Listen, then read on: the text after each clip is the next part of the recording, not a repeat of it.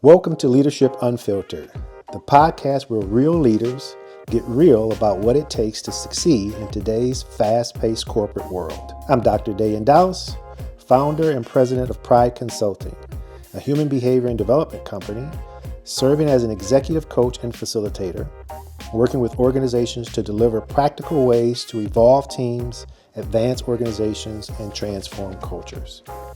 I hold a PhD in organization and management with over 2 decades of leadership experience in Fortune 500 companies. And I'm best-selling co-author of the book, Nothing But Net. I'm joined by my co-host, Phillip Smith. Phillip is a seasoned technology executive with extensive experience leading large-scale engineering teams and driving digital transformation. Over his 25 years of leadership experience, he has held multiple roles from supervisor to vice president. His personal brand is coder by blood, architect by trade, and leader by choice. Every episode will deliver real-world strategies, unfiltered advice, and the tools you'll need to take your leadership to the next level. Let's get started. All right, our episode today is for aspiring leaders, and this is titled Leading Without the Title. So we've been in our careers asked by individual contributors on many occasions, how do I become a leader? A formal titled leader. How do I get there? Lots of advice for those, and it depends on who's asking that and where they are in their career and in their journey, how you respond. But there are some key things that I want us to consider and cover in our conversation today. And so I want to start by reminding our audience that while these questions are often about formal leadership, there are people, and that formal leadership does not mean that you necessarily have a team of people that report to you. There are formal leaders who are leading a project or an initiative or a space, a process, a technology that don't have a team, but still they are a formal leader.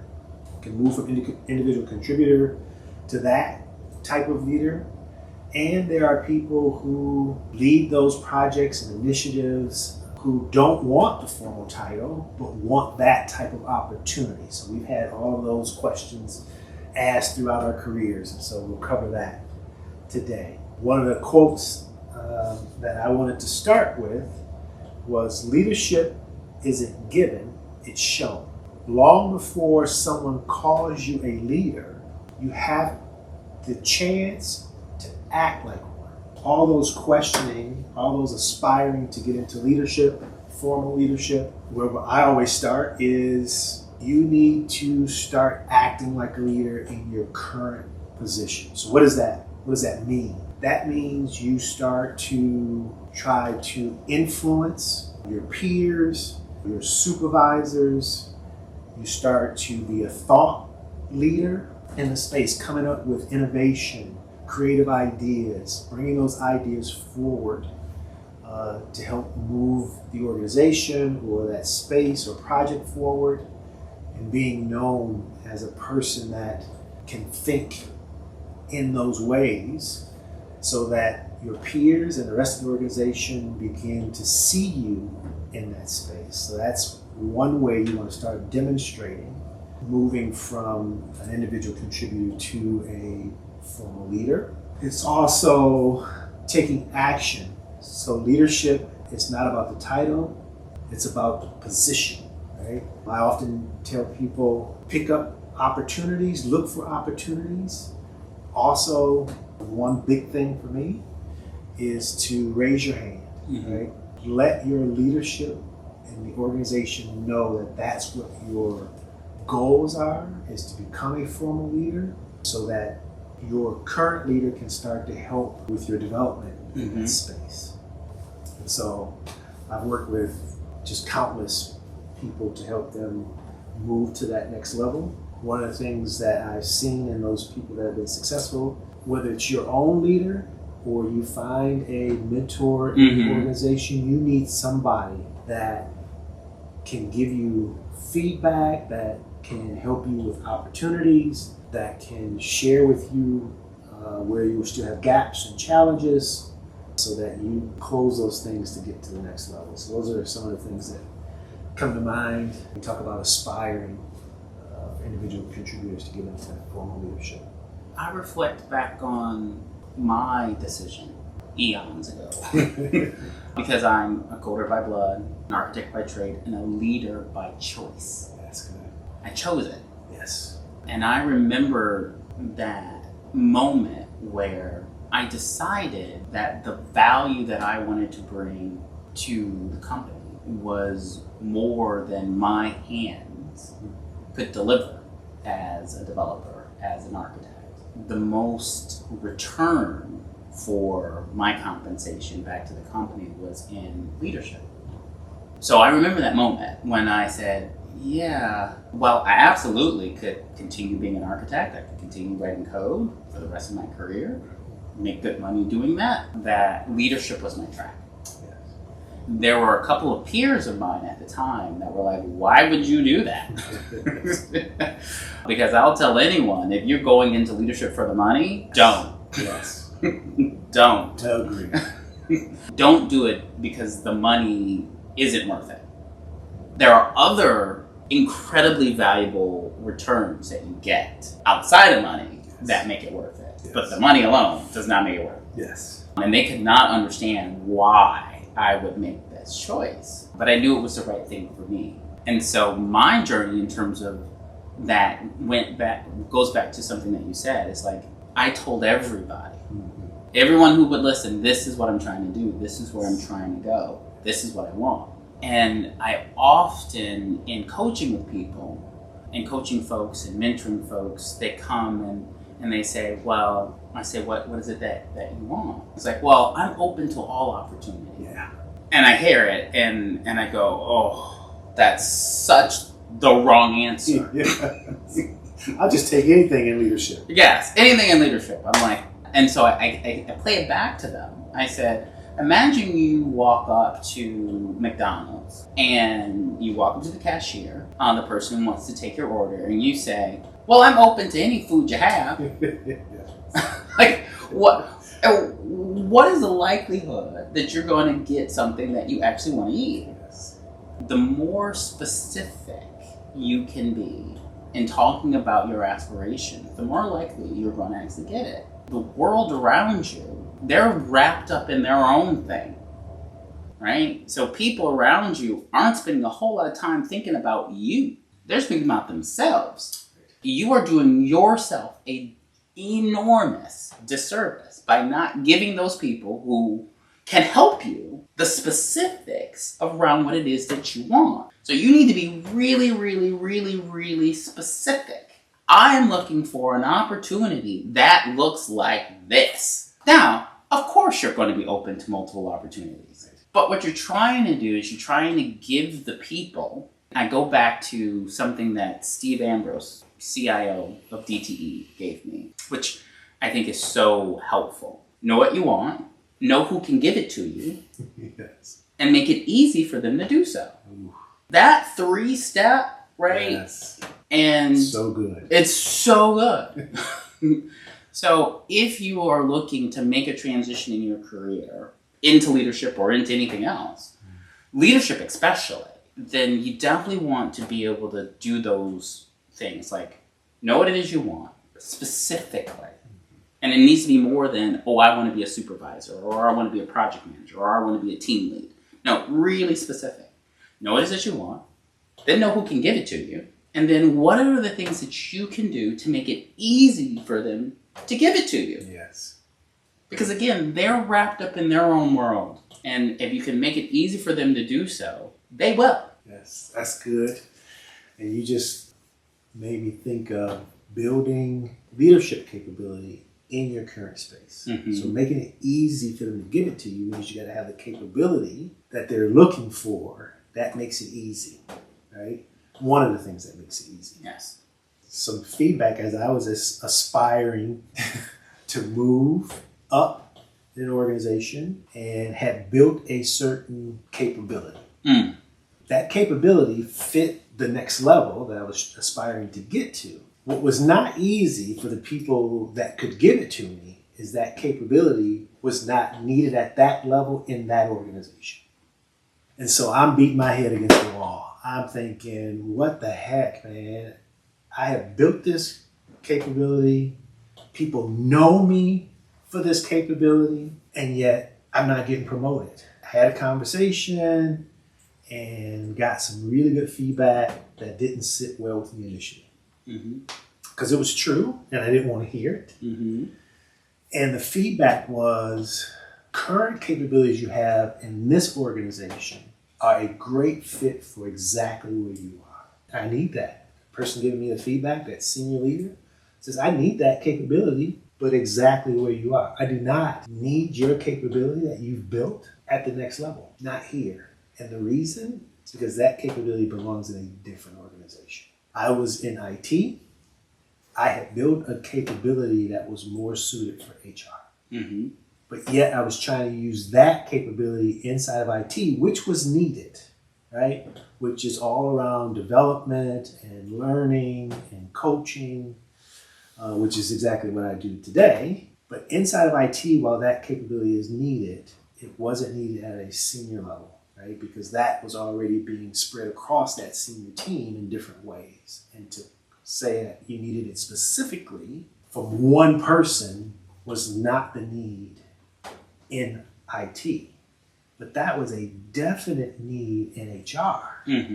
So hearing that feedback, I'm like, I don't understand. I don't know what you're talking about. Like, this ain't making sense to me. I should be at the next level.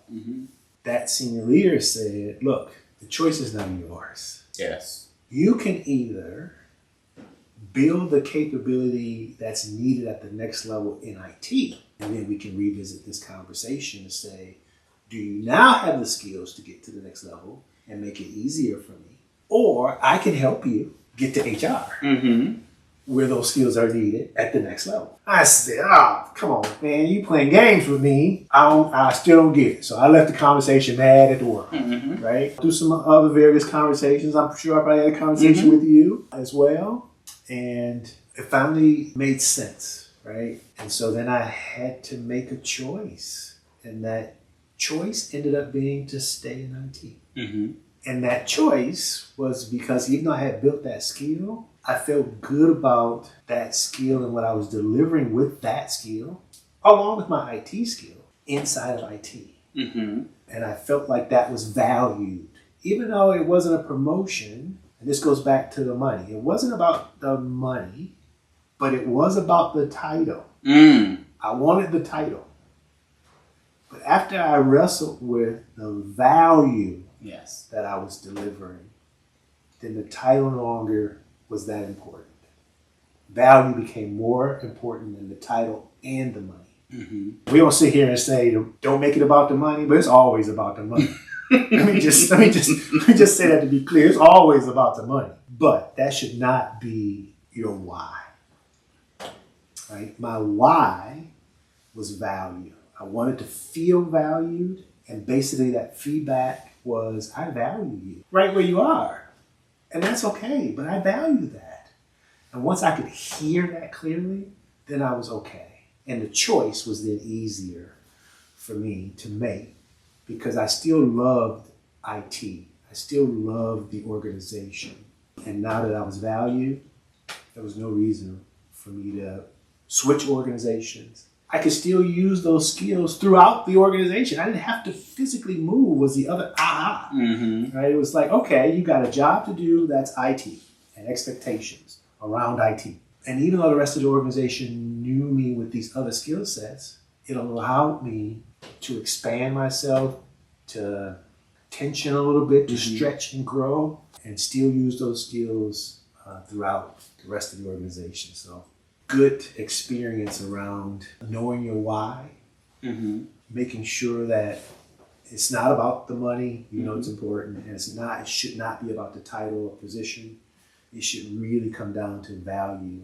And what I heard you say about your decision to move into leadership is you felt like you could offer more value at that level than where you were currently. Decision around knowing yourself is so important. There was someone who was on my team who was a natural leader, because leadership is about your ability to influence, not necessarily having authority, although that can come along with leadership, but the ability to influence.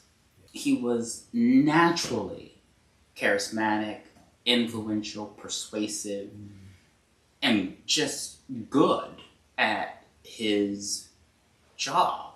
And so when you find someone who's just naturally a leader, because you can't be a leader without followers, you can be a leader without direct reports. Yes. But you cannot be a leader without followers. Yes, good clarification. And so he had followers. Didn't have any direct reports, but he had tons of followers. And you want to harness that. You want to give that an opportunity to grow. And so after repeated attempts to get this person to take on a formal leadership opportunity, he was like, no, that is not for me. Yes. And I respected that. Yes. I had to respect it. That didn't mean I stopped trying to convince him otherwise. Yes. But you have to respect that because he knew where he needed to be. Yes. And that's so important. Yes. It's so, so very important. And what I wanted to do with him and did with him was to say, it's okay if you don't want to manage, right? If you don't want to manage people, and that's not something that's for you, we can still grow your leadership skills. Yes. We can still make an investment there because there are 3 different acumens. Administration is different from management, and management is different from leadership. Yes. They're related and they overlap a little, but they're different. He was very receptive to that and definitely grew his ability to lead, which again benefits everyone. But knowing where you are is important, and where you need to be is important, because he knew it wasn't for him. Yes. And that's one of the ways where you can still apply that if you're looking for leadership opportunities. That's why going back to being really specific about what it is that you want will help you know whether or not that is or isn't for you. Yes. So there have been many times when I was a manager at the time, and I was trying to get to director. I was so frustrated because other people were being named director. And of course I'm going, why not me? Yes. One of the ones that happened, folks thought I would have a very negative reaction when the announcement came out. And I didn't. And the reason why I didn't have a negative reaction to not being named that director, because that job was not for me. That was not my blessing. That was that person's blessing. Yes. I'm like, because that job, that director job, no, I don't want that.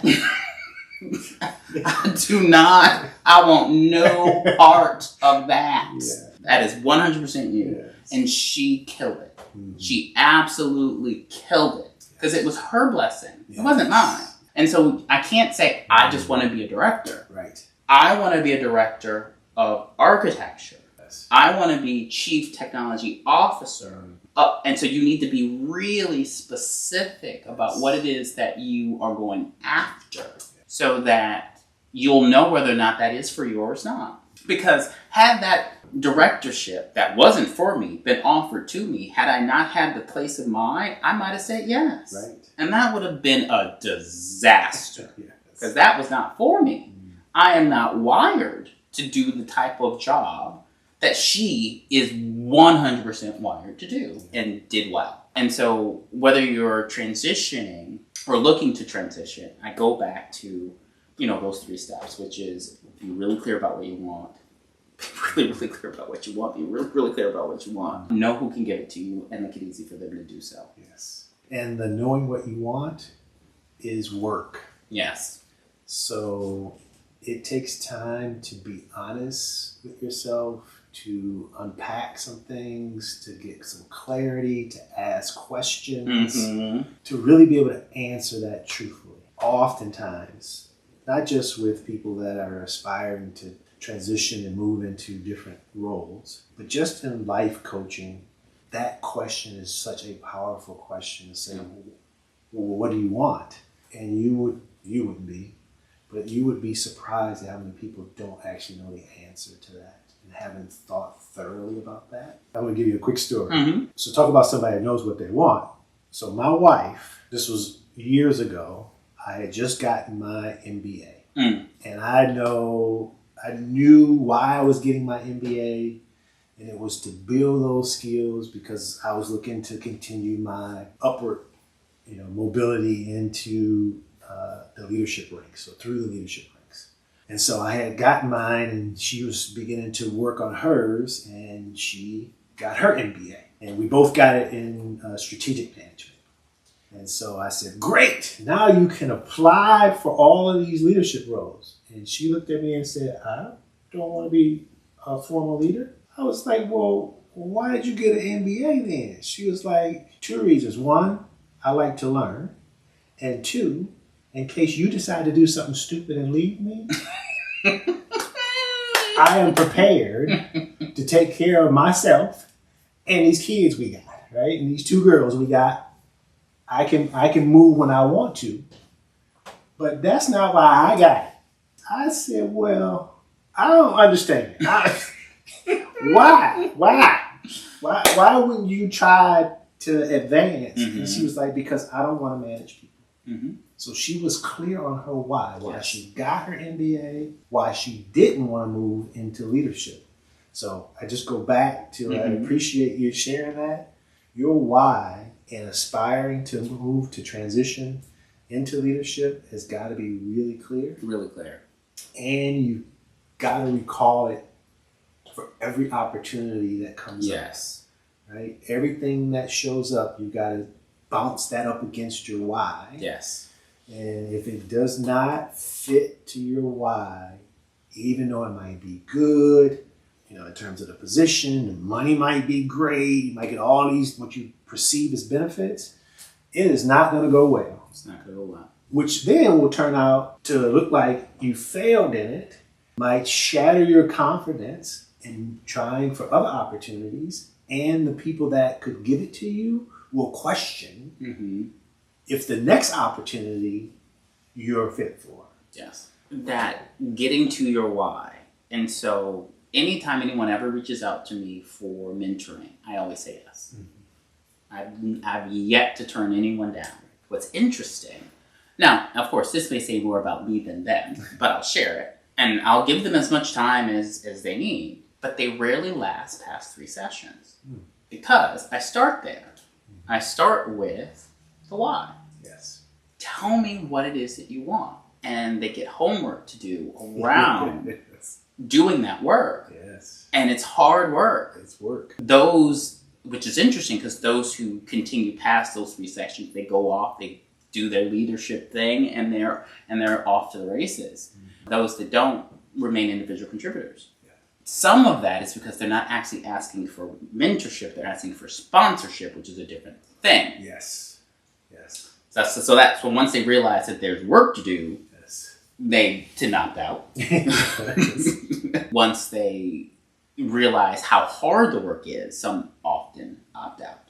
And so those that dig into that work and say, oh, in order for me to find the right opportunity for me, this is something that you've got to do. And it's so important work to do. If you're able to get through that initial work, that initial heavy lift of being really clear about what it is you want, because they talk about having an elevator pitch. That stems from that. When you start networking, which is really important, if you aren't clear about who you are and what value you provide and the opportunities that you're looking for, it's really hard to network. Because you don't know what rooms you should be in. And so that work, it's deep and it's hard work. And it's interesting because some of the playback that I've gotten from folks that have felt comfortable enough to say to me, and they say, well, did you do all of this? They ask me the question, well, because there's this belief that it was given to me. And I said, yes, absolutely. So then I play it back to them. It's like, you play me. You ask me the same questions that I'm asking you. Yes. And you listen to my answer. Yes.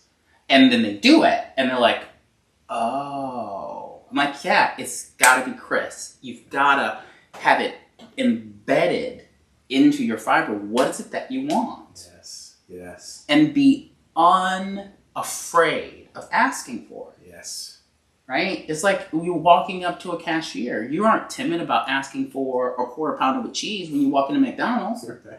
Because you want it. Yes. Right? Yes. And you're willing to provide money in order to get it. Yeah. The same thing, you're willing to provide your time and your intellect and the things that you are able to do for that opportunity. Yes.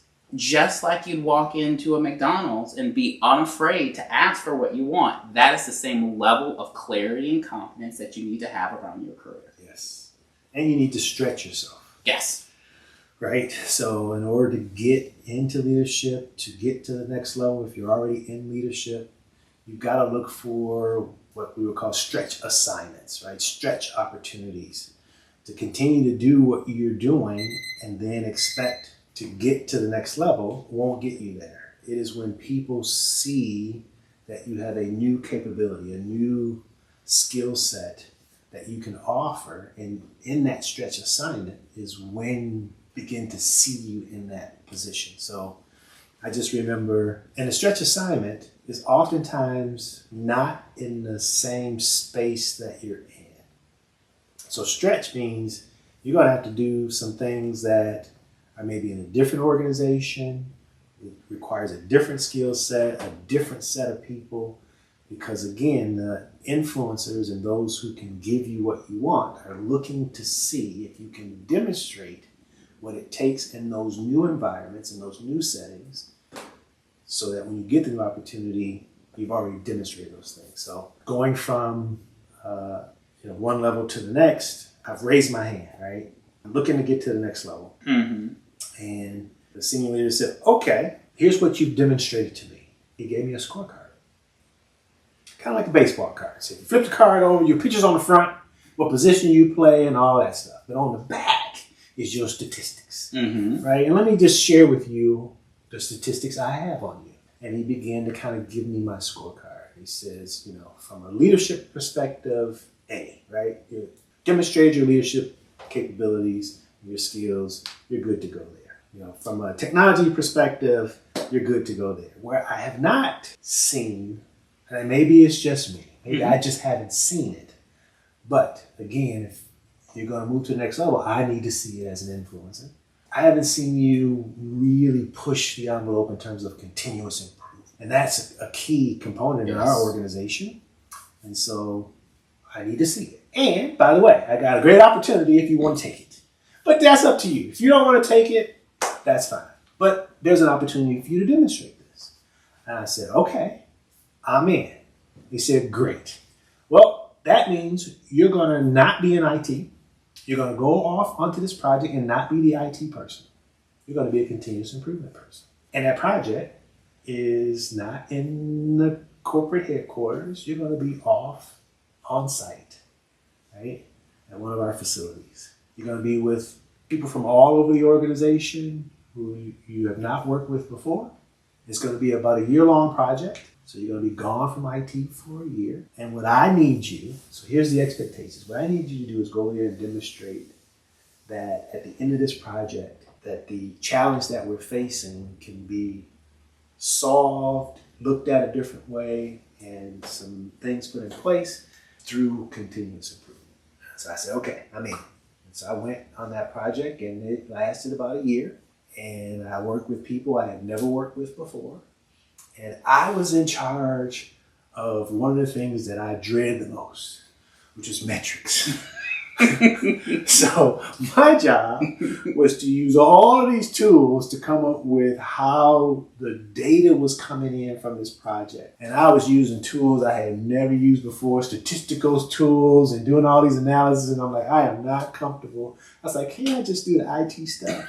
Can't I just figure out what technology we're going to use and how it can make the process better? And it's like, no, we need somebody to gather the metrics and come up with dashboards and all this kind of stuff from scratch. I was like, oh Lord, this is what I call attention and stretching somebody to a full capacity. But that project turned out, with the help of all the contributors on that project, to be really successful. We had executives from all over the company come and see what was going on a frequent basis checking in with us to see what we needed, what support we needed, but how things were going. I came back from that project, back into IT, came back to my seat that I was in. So there was no promises. It was my opportunity to demonstrate that I could stretch myself, which is required in leadership. And as you climb the ladder, more and more is required of stretching of yourself. And so I came back to my seat and I went back to the work that I was doing before I left. And I'm thinking, okay, so what was that for? What I would say is, as you are stretching yourself, as you are taking on those assignments, as you are building your own learning and capability, there's no guarantees and there's no magic in it. There's no immediate return. Sometimes you have to wait for things to unfold in the rest of the organization for the next opportunity to open up, and that's exactly what happened. Some movement began to happen, the next level opened up, and because I was already on the radar, the influencer, the senior leaders knew that I had built that capability. It was easy at that point for them to slot me in to the next opening. So that is an example of how stretching yourself worked out for me. You make a really important point as you were going through that can sometimes be misunderstood, which is the mindset, well, they're just asking me to do more work. Yes. For no more pay. Yes. And yes. Yes. That's right. The company is asking you to do more work for no more pay. Yes. Because the benefit is in you getting the experience and the exposure and the opportunity to have your scorecard updated. Yes. If the company is asking you to do more work for no more pay and there is no benefit to you, Yes. That's someone taking advantage of you. Yes. But if you're getting new experiences, you're getting to meet new people, you're getting to learn new things and demonstrate that learning, you can take that someplace else because that now belongs to you. And so whether or not you wait for the next opportunity as you did in that company or decide to take that learning to another company, Yes. you have that now. That's what the company gave to you Yes. in lieu of additional money. Yes. Now, I would never say, you should be doing work for free, but not all compensation is monetary. And so make sure that as you're going through that, because there's Veronica, she does these great skits around how companies take advantage of people. And I love it. And so she's teaching people how to stand up for themselves. But I don't want people to draw that conclusion that this is the company taking advantage. No, that's not what this is. This is you expressing a want, Yes. the company responding, giving you the opportunity to bring that into life. Yes. And that's the exchange of value, which is you get new experiences, you get new learnings, you get that, and you can take that with you wherever you want to go. And in exchange, the company gets to try you out. They get learning. Yes. You're doing new and different work that the company has given you the opportunity to do. And so I love that because it really does talk about that exchange of value. And I didn't want to wrap up with people thinking, well, the company's just asking you to do work for free. Well, they are, but you're not, you may not be getting money, but you are actually being compensated. Yes, that's good. That's really good. So I want to close with this because one of the questions that also comes up is, I've been at this company for X number of years. I've been doing this job. I'm an expert in this space. And yet nobody has tapped me to be a leader. And so let me just say that if you are waiting for somebody to tap you on the shoulder because you are really good at what you do and you've been doing it for a long time at that company, it's not going to happen. Being promoted to leadership and throughout leadership doesn't happen by working hard and being tapped on the shoulder. The things that we've discussed prior to this is what gets you into leadership. So if you are sitting, with your arms folded saying, they just missing the boat, they just, it's a game that I'm not willing to play.